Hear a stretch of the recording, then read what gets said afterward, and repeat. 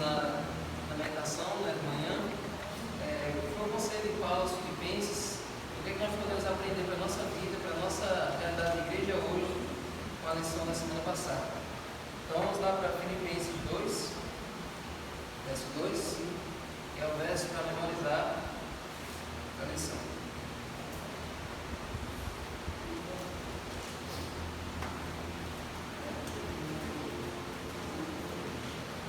Lembrando que esse trimestre a lição é sobre Filipenses e Colossenses. Aí semana passada nós estudamos só sobre Filipenses, ficamos voltados só a Filipenses. Aí na próxima também vai ser Filipenses, e na outra também vai ser Filipenses.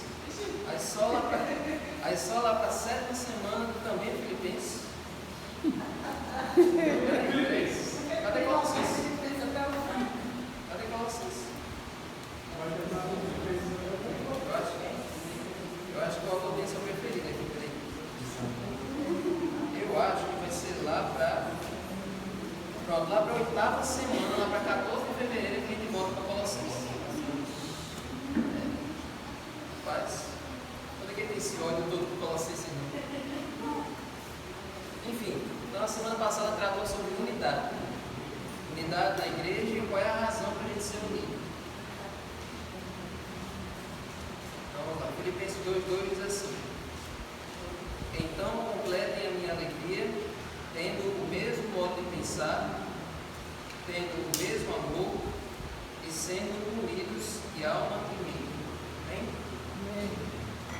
Então nós estamos aí vendo que o livro de Filipenses, a carta de Colossenses, são duas cartas que Paulo mandou para duas igrejas, e ele começou a carta elogiando as igrejas, destacando os pontos fortes, destacando as qualidades que aquelas igrejas tinham, e agora vai começar a tratar dos assuntos mais delicados, o que a igreja estava necessitando, o que é que cada igreja de Filipos e de Colossos estava necessitando melhorar.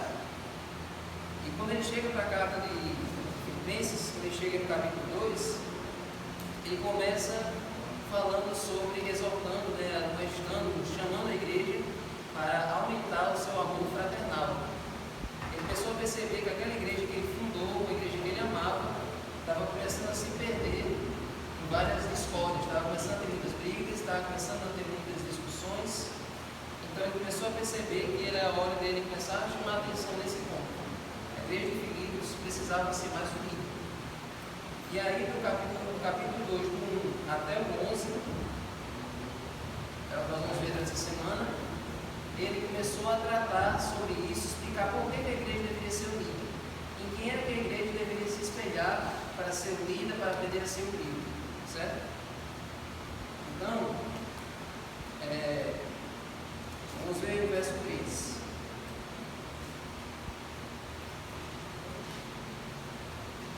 Não façam nada por interesse pessoal ou vaidade, mas por humildade, cada um considerando os outros superiores a si mesmos. Então essa palavra interesse pessoal é a mesma coisa que ambição egoísta, a mesma coisa que pensar apenas em si. Então Paulo percebeu que muitos ali estavam começando a agir dessa maneira. E aí ele começou a chamar a atenção nesse ponto. E através por meio desse egoísmo que eles estavam começando a desenvolver, por isso estava começando a haver discórdias, por isso estava cada um brigando uns com os outros. Porque uma igreja, um lugar onde cada um só pensa nele mesmo, não tem como se unir, não tem como essas pessoas se virarem amigas, porque cada um só está pensando nele mesmo, está pensando no bem do grupo. Então por isso que começaram a surgir essas discórdias, certo? E a arrogância, no verso 3, essa palavra vaidade aqui, não faça nada por interesse pessoal ou vaidade.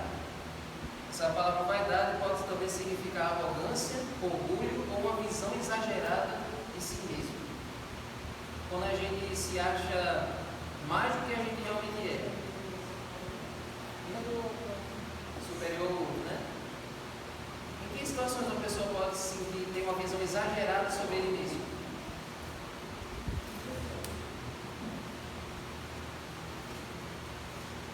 Ou se leva no céu.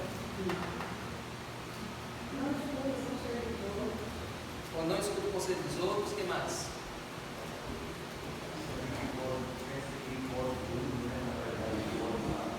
Quando pensa que está por cima, pensa que pode todas as coisas, né? Que não tem regras para ele, tem regras para os outros, mas não tem para ele. Enfim, esses problemas que Paulo estava começando a perceber, certo? E aí agora, esses conselhos que Paulo deu para os filipenses, ele dava para as outras igrejas também, não era só para essa igreja aqui. A igreja de Corinto era a igreja que precisava ouvir isso, a igreja da Galácia também precisava ouvir isso, certo? Vamos ver esse verso na Gálatas 5 e 6, para você ver que esse não era um problema apenas da igreja de Filipos, era um problema também das outras igrejas que Paulo tinha fundado. Gálatas 5 e 6, Paulo repete esse mesmo conceito aí de Filipenses. Gálatas 5, 26.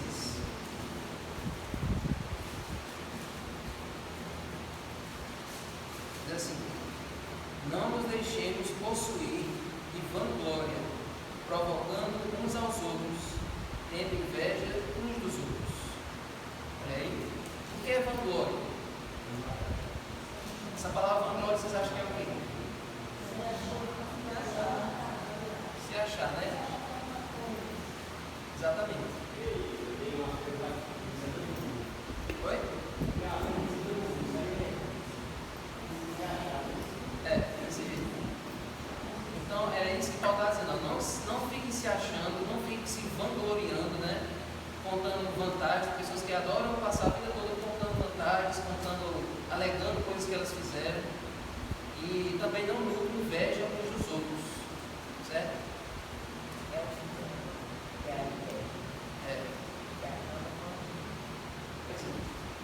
Agora, gente, nós falamos aqui sobre arrogância, falamos aqui sobre orgulho, né? Qual é a diferença entre você ter uma boa autoestima e ser orgulhoso, ser arrogante? O que é que separa um arrogante de uma pessoa que tem uma autoestima? Como é que a gente pode evitar passar de um extremo para o outro?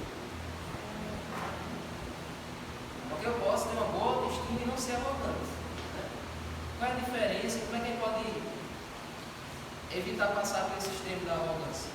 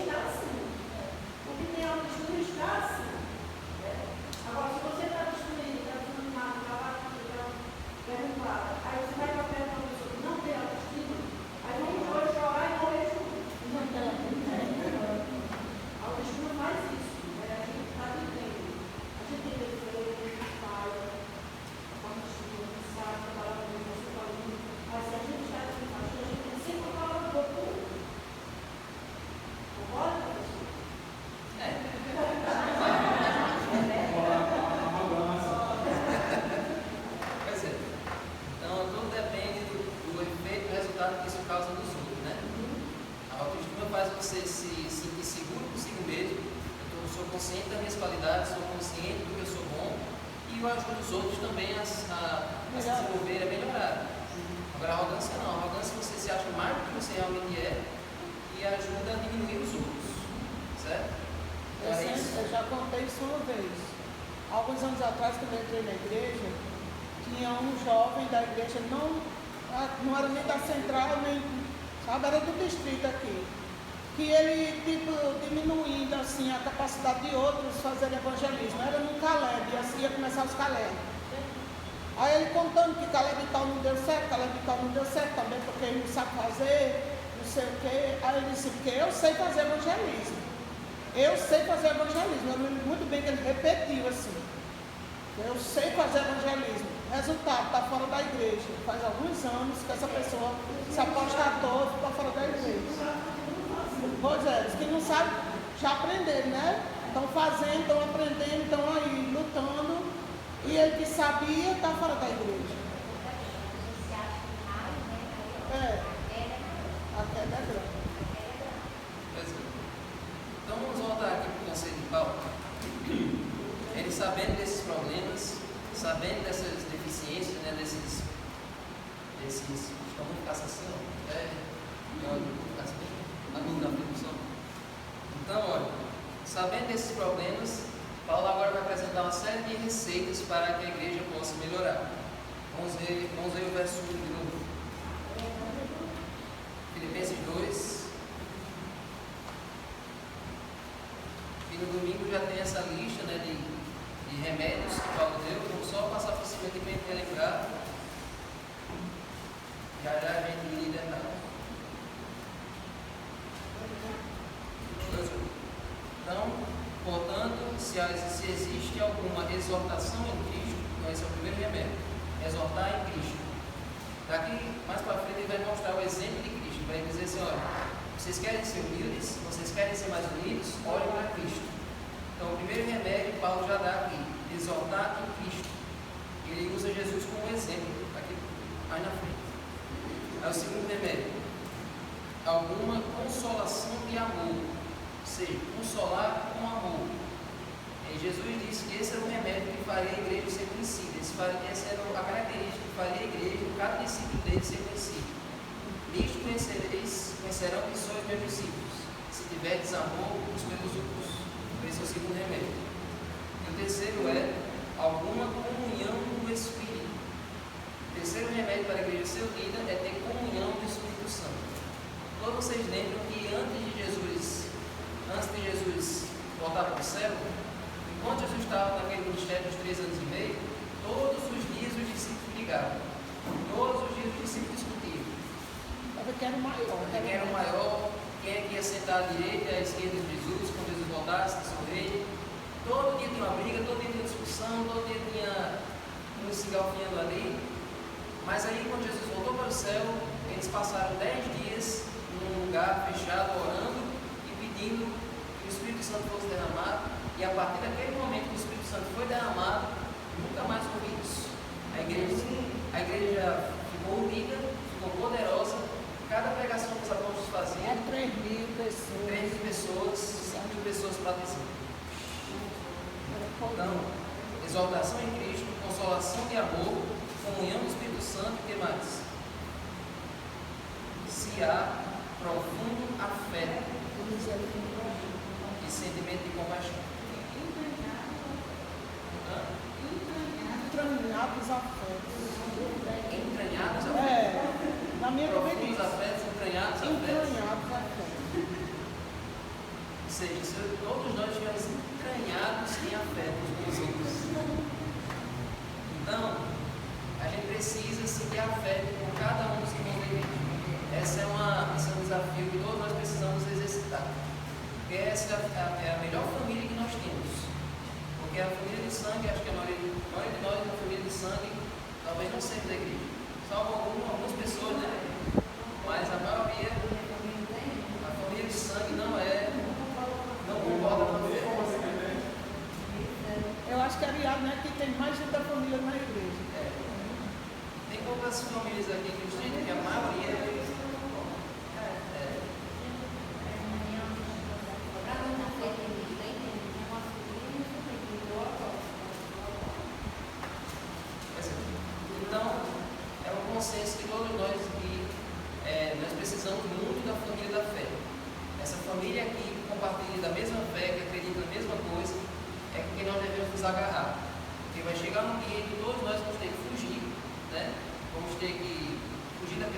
e nós vamos poder contar uns com os outros e com o poder de Deus. Então, desde já, nós temos que estar entranhados em afeto. Porque até muitos da família tem que nos entregar. Exatamente. Virarão nossos É os inimigos. primeiros que vamos entregar. Então, além de estar entranhados em afeto, a outra coisa é ter sentimento de compaixão. É uma coisa que todos nós precisamos exercitar. Muitos cristãos não têm compaixão, não têm misericórdia. Infelizmente, temos que exercitar isso. E por fim, verso 2: tendo o mesmo modo de pensar, tendo o mesmo amor e sendo unidos de alma e mente, todos pensando a mesma coisa, todos pensando da mesma maneira e indo todos para a mesma direção, certo? Agora, vamos agora ver aqui o verso 3, vocês vão me explicar um negócio aqui. Olha aí, o verso 3 diz assim: não façam nada por interesse pessoal ou vaidade, mas por humildade, cada um considerando os outros superiores a si mesmo. Essa frase aí, eu quero que você me explique. O que é que Paulo quis dizer com essa frase aí? Considerar os outros superiores a si mesmo. O que é que vocês acham que Paulo quer dizer?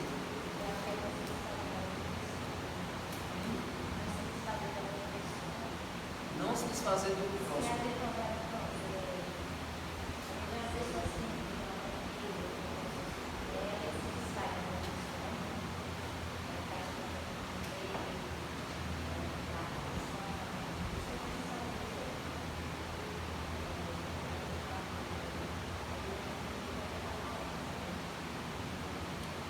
Hoje uma luz está concorrendo com a irmã Antônia, porque ele fala diz assim, né?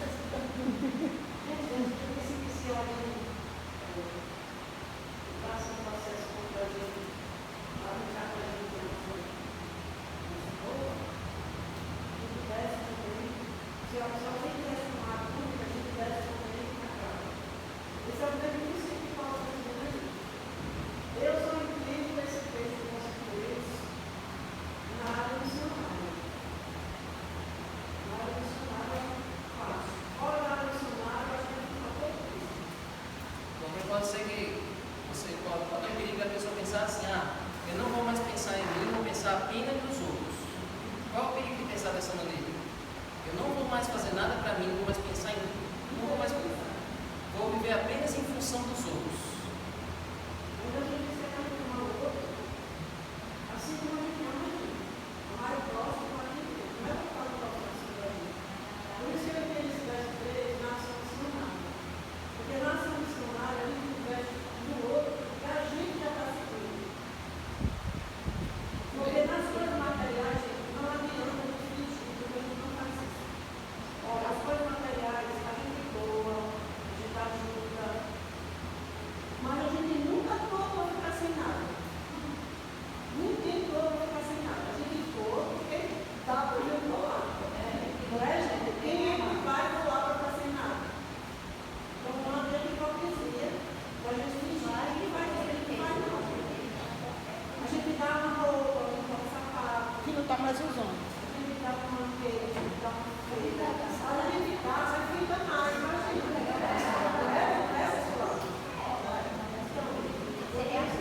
A funcionária tem que voltar, não volta a funcionária.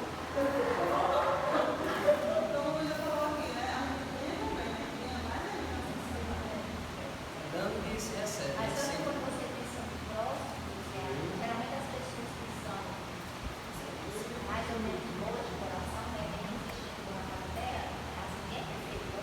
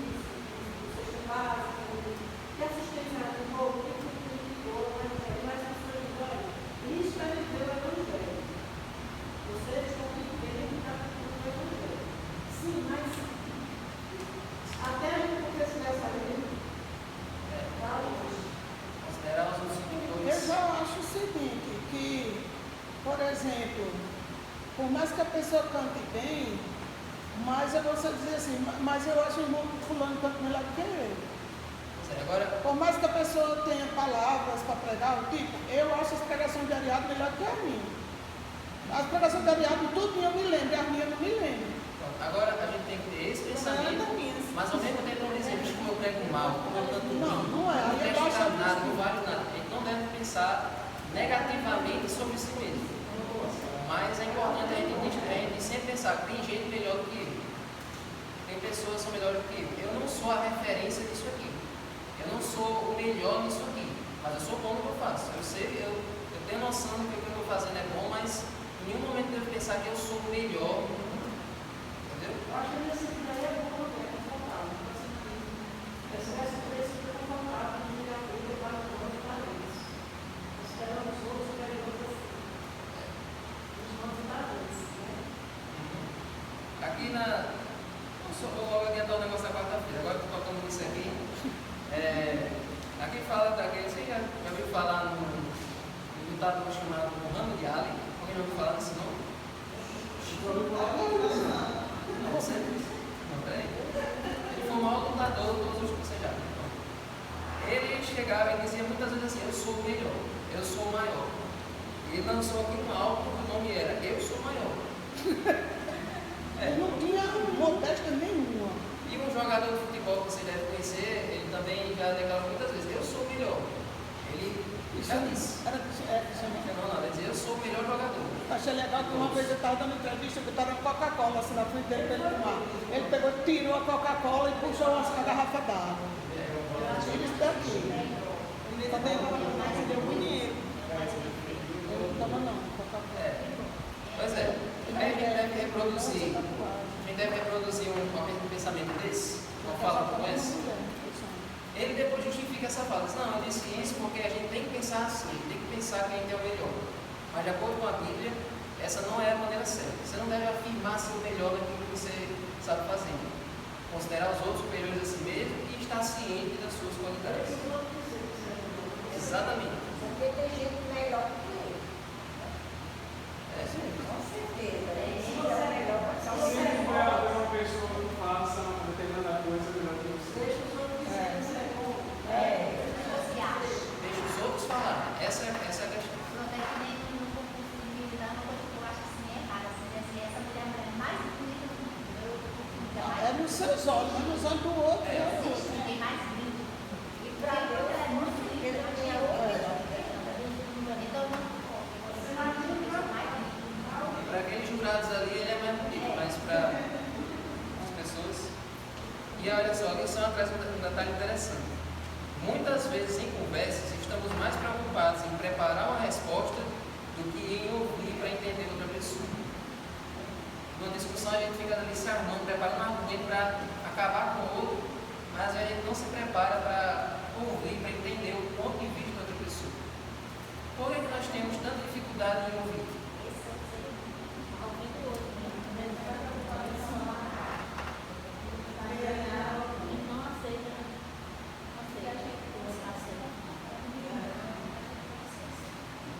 Eu não aceito ser confrontado.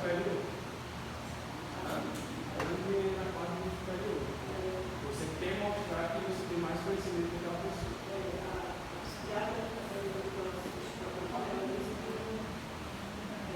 A gente não precisa ser todos para volta mais dele. Nem a gente precisa concordar com o outro para poder se relacionar e conversar. A gente pode conversar sem concordar. E se brigar. E se brigar. Ter a razão, por ele querer ter a razão, ou a gente soterra o outro, ou a gente devia ter. Porque a gente meio que ouve o que a gente sabe é que é o certo. Não é assim que a gente age com as pessoas? Ela diz que é sábio quando a gente consegue dialogar discordando. Dialogar discordando. Eu não creio como você crê. Mas vamos lá. Me explica por que você crê assim. E aí eu vou me explicar por que eu creio assim. Isso aí é importantíssimo para os estudos bíblicos. Quem assiste os podcasts de Rodrigo Silva vê como é, porque aqueles caras que chamam Rodrigo Silva para falar, eles são mundanos, cheio de tatuagem, cheio de brinco, piercing, os caras, sabe, não tem nenhum, mas eles respeitam Rodrigo Silva, porque quando eles falam contrário ao que ele diz, Rodrigo Silva vai com uma mansidão tão grande, respeitando os caras, que os caras... Até uns pastores que atacam ele e ele Então nós temos que ter esse preparo aqui na igreja, que é um lugar de treinar isso, porque se a gente não aprender a falar de forma civilizada, quando a gente chegar no estudo bíblico e a pessoa apresentar o que ela acredita, e é contrário ao que você acredita, aí você vai começar uma briga com a pessoa e vai afastar ela de Deus. Então a gente precisa saber explicar, saber entender o que a pessoa pensa e agir de forma cordial, de forma civilizada. Guarda essa palavra, nós temos que ser civilizados. Porque todos nós temos aquele instinto animal dentro de nós que quer partir para a briga. Nós temos que domar esse A animal. onça preta, sempre querendo, né? Conhecer a onça preta. Que cada um esteja pronto para ouvir, mas seja tardio para falar e tardio para ficar irado. Tiago 1,19.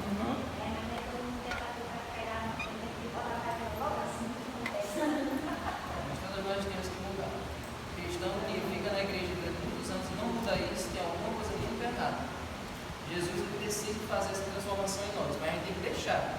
Tem gente que gosta de ser assim e não quer mudar. Aí essa pessoa está É o que escolhendo. Gabriela, eu nasci assim, eu cresci assim, eu vou sempre ser sempre assim, Gabriela. Né? É a música. É uma novela que houve antes, muito tempo antes de você nascer. Então, gente, essa é a questão. E olha só, tem uma história aqui sobre um manicômio, certo? E nesse manicômio, o visitante chegou lá para conhecer esse hospital psiquiátrico, né? E ele percebeu que havia apenas 3 guardas guardando 100 loucos lá no manicômio. Só 3 guardinhas guardando ali os 100 loucos. E aí ele perguntou, por que vocês não têm medo que essas pessoas matem os guardas e fujam? Aí ele disse assim, não, porque os lunáticos eles nunca se unem. Os lunáticos loucos eles não se unem. Eles não se juntam. Se o lunático fizesse colasse um plano para fugir, dá certo. Mas como ele não se entende, como ele não se junta, como ele não se agrupa, pode botar só 3 guardinhas ali que já dá conta. Cada um tem uma teoria, cada um tem uma... Pois é. Então, o que é que nós somos? Nós somos um grupo de lunáticos ou um grupo de pessoas que têm juízo? Então nós temos que ter isso. Então, gente, agora, Paulo vai começar a desenvolver aqui uma ideia, vai começar a dar agora aqui um exemplo, que é o exemplo principal para nós sermos humildes, para nós sermos unidos, para nós pensarmos da mesma maneira. 2,5 agora, Filipenses 2,5.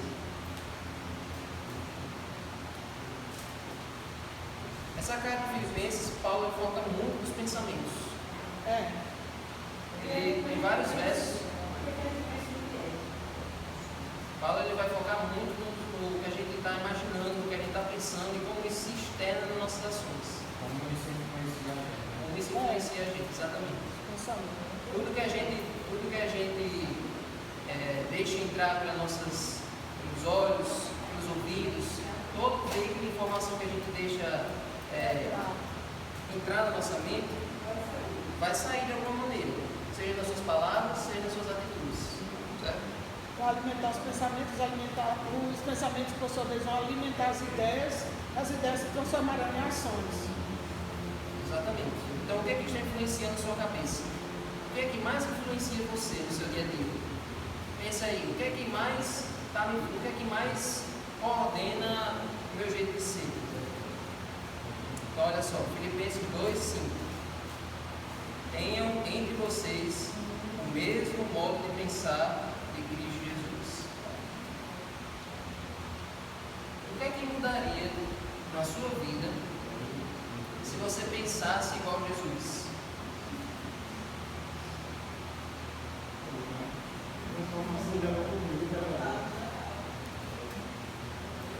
você acha que ia mudar no seu estilo de vida, no seu cotidiano, se você pensasse igual a Jesus em todas as situações?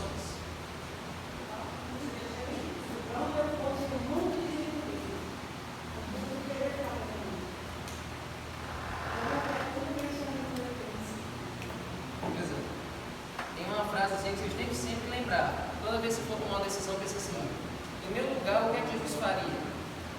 Nessa decisão aqui, nessa situação complicada, nesse momento aqui, o que é que Jesus faria no meu lugar?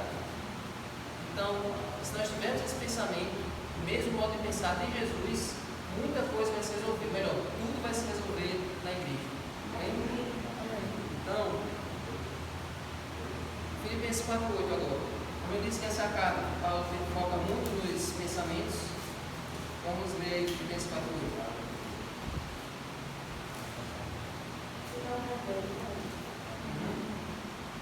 Agora Paulo vai dizer exatamente o que é que a gente deve pensar. O que é que Jesus pensa? Quais são os pensamentos de Jesus que nós devemos ter na nossa cabeça?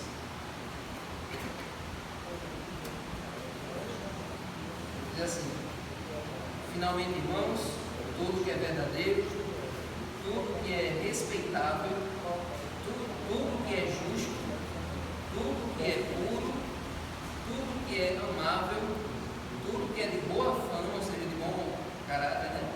Se alguma virtude há e se algum louvor existe, seja isso que ocupe o vosso pensamento. Verso 4.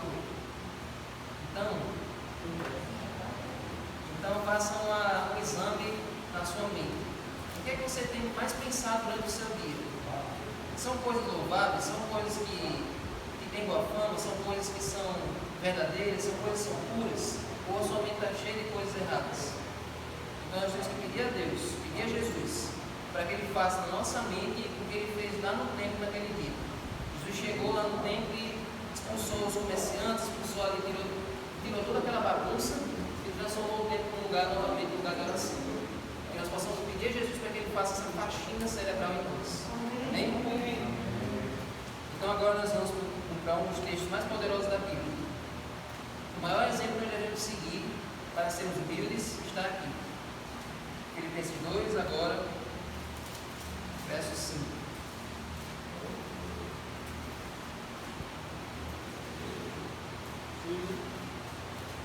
Verso 6. Mas tem que começar do 5, para pegar o fio da meada. Tem que começar do 5.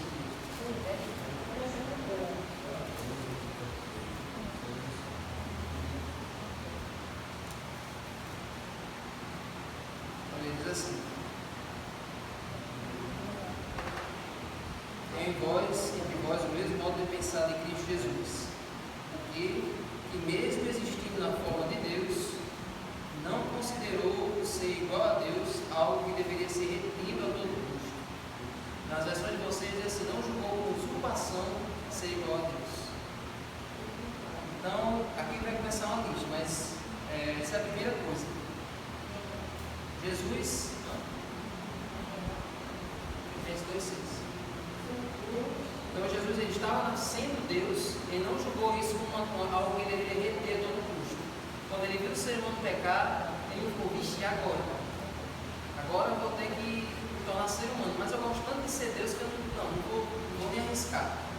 Jesus, ele não pensou dessa maneira. Jesus, ele não veio obrigado para esse mundo. Ele não veio porque mandaram o mundo. Até disse para os que tem uma música que o pessoal canta muito, música evangélica, e ela dá a entender que é como se Deus tivesse mandado Jesus à força. Ele estava lá no céu com os anjos, no trono de glória. Mas meu pai me disse assim: filho querido, eu falo comigo, você vai ter que descer para a terra. Ou seja, Jesus estava lá de boa e Deus mandou ele descer, mas não quero ir não. Não foi assim.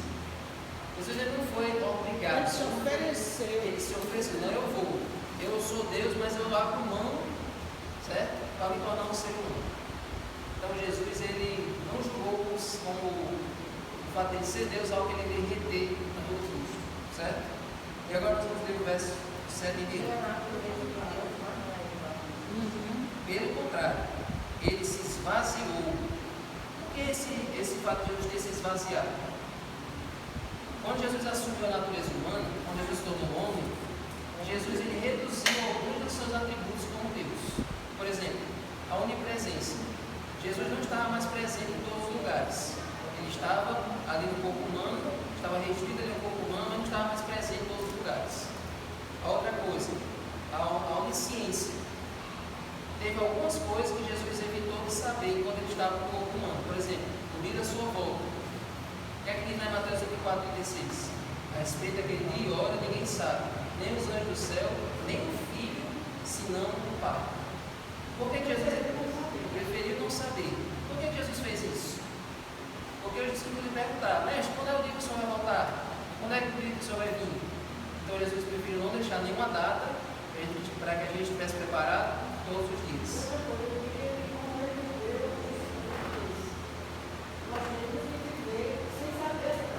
Exatamente.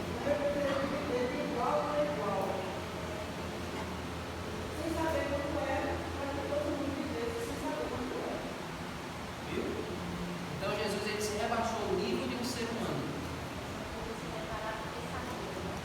Mas aí quando Jesus voltou para o céu, aí Jesus agora, desde que ele voltou, ele sabe o dia da sua volta. E a outra coisa era a sua onipotência.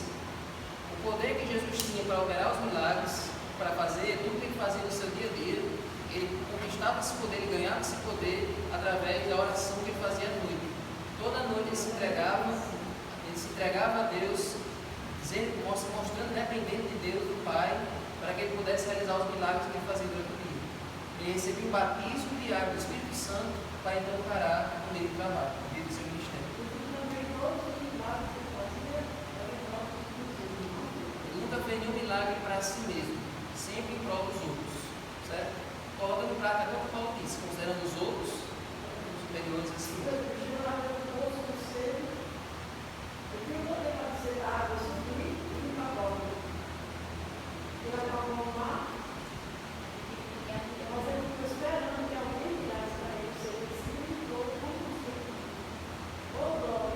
No deserto da tentação, ele poderia ter feito o que Satanás disse: transforma essas pedras em pães. Mas ele aplicou isso.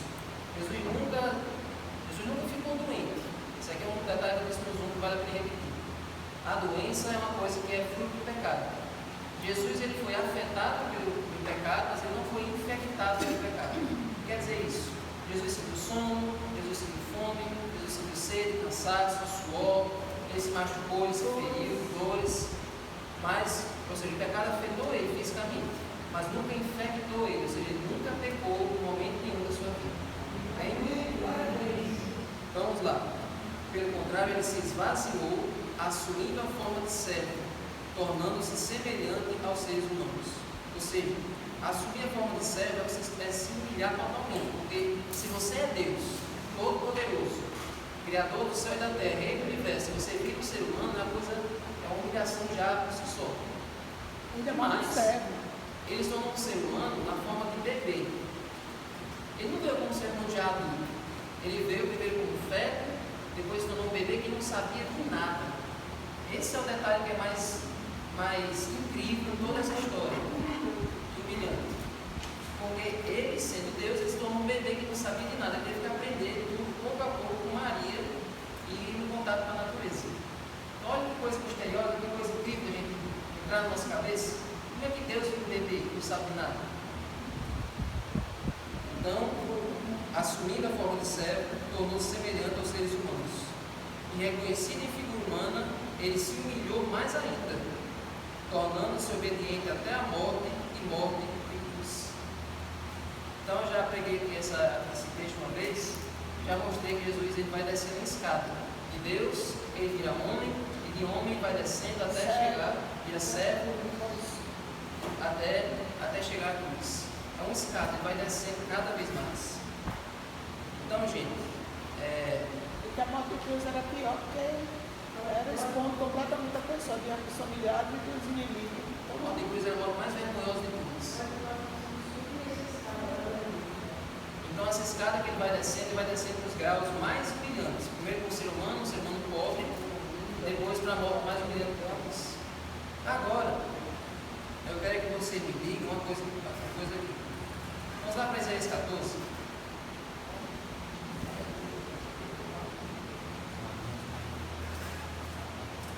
Vocês vão me dizer o contraste aqui entre esse texto que a gente leu e esse outro aqui.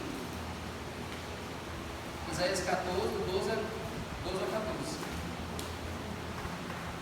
Vamos comparar aqui Jesus com outro personagem. Vocês vão dizer aí qual é a diferença entre esses dois comportamentos. Olha aí.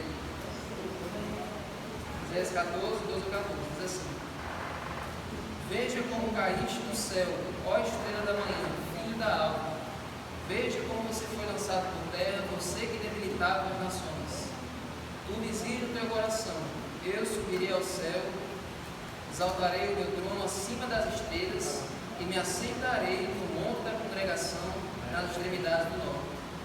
Subirei acima das mais altas nuvens e serei semelhante ao Altíssimo. Quem é esse aqui que está dizendo isso? É Lúcifer, exatamente. Qual o contraste aí entre Jesus e Lúcifer? É um contraste bem óbvio. Jesus, ele era Deus. Jesus era Deus, ele foi diminuindo até chegar ao nível mais baixo.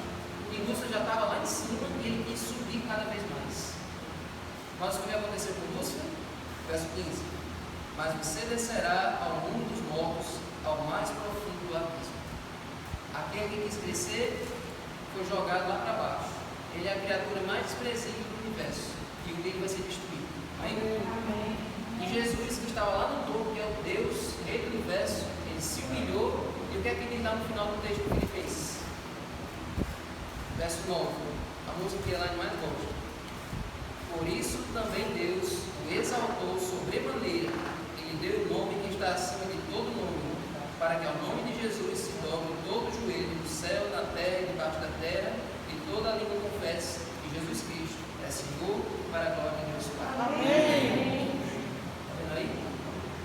Esse é o segredo para nós sermos unidos. Esse é o segredo para nós sermos livres. Olha aí, o Antônio lembrou do verso. Aquele que se humilha será exaltado, aquele que se exalta será humilhado. Quem é que você tem confiado? Quem é que você tem imitado no seu dia a dia? Qual é o comportamento de qual dos dois você está seguindo? Você está seguindo o exemplo de Lúcifer ou você está procurando seguir o exemplo de Jesus? Que nós possamos, como igreja, olharmos para Cristo, olharmos para o exemplo de humilhação que ele teve, pensarmos nos outros, e assim um dia Jesus vai poder colocar a coroa da vida sobre nossa cabeça, e assim ele vai cumprir isso que ele prometeu. Amém? Amém. Vamos ficar de pé.